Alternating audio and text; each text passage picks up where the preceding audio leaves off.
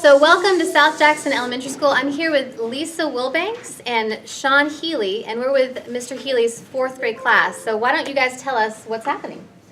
All right, I'll jump in. So a couple of weeks ago, I was talking to the students and thought we needed something to take our project or our book learning to the next level. So we came up with an idea of how we could think about the setting of the novel and how the characters in that novel interact. So we're reading Sophia's War, which connects to our social studies curriculum, and I wanted them to think about the obstacles in the novel that the character encounters, and then we had the idea and knew we needed to work with Ms. Wilbanks to bring in the robotics aspect, so where they would have to program the robots to be the character and to go around the obstacles in the novel. That's amazing. I love the cross-curricular aspect of all that.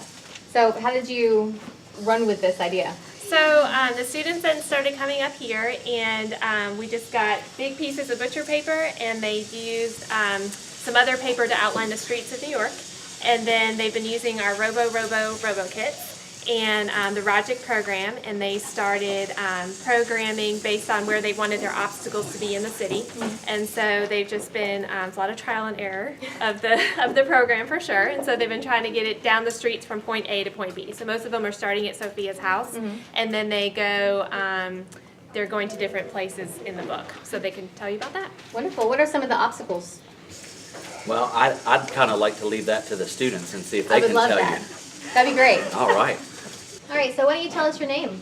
I'm Chase Wingfield. Nice to meet you. Yeah. So how did you start all this?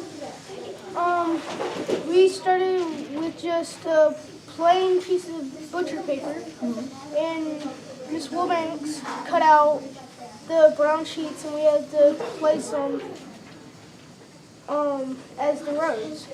And there's Broadway, and Sophia's house is right there, and Sophia's trying to get all the way to the coffee shop over there, and she has to dodge all the different obstacles. How long did this take you?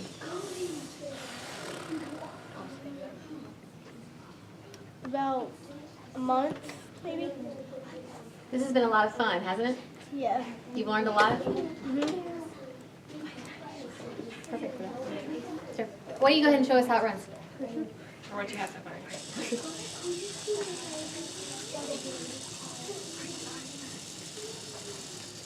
Now, why did Sophia avoid Broadway? Because there was a fire, and there was the big group of prisoners that were going. No, that's soldiers. Prisoners. Okay, so soldiers, prisoners, areas that were ravaged by fire. What period of time are we studying? 1700s. And what was going on? The Revolutionary War. Okay. Cool.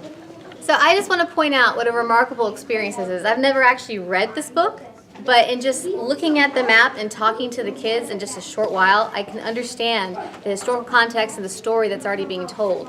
That's phenomenal to me. This is a transdisciplinary activity that crosses many different curricular aspects, and I'm just amazed at how you and Ms. Wilbanks work together to do this, and you're also helping them learn the coding part, the failure, the testing part. That's just remarkable to me. Thank you so much. So, Thank you. I think the students have enjoyed it, and there are next steps for this project tied into our writing standards. Their students are going to have to reflect on the experience. They're going to have to justify why they chose the obstacles from the text. They'll have to cite evidence from the text, and I want them to reflect on the process as a whole. What went well? What could we improve on in the future? reflection is a very powerful tool. Indeed. Well, thank you so much for letting us come and watch. Thank you for Thank you joining again. us. Yeah, thank you for watching another Tuesday with Teaching and Learning.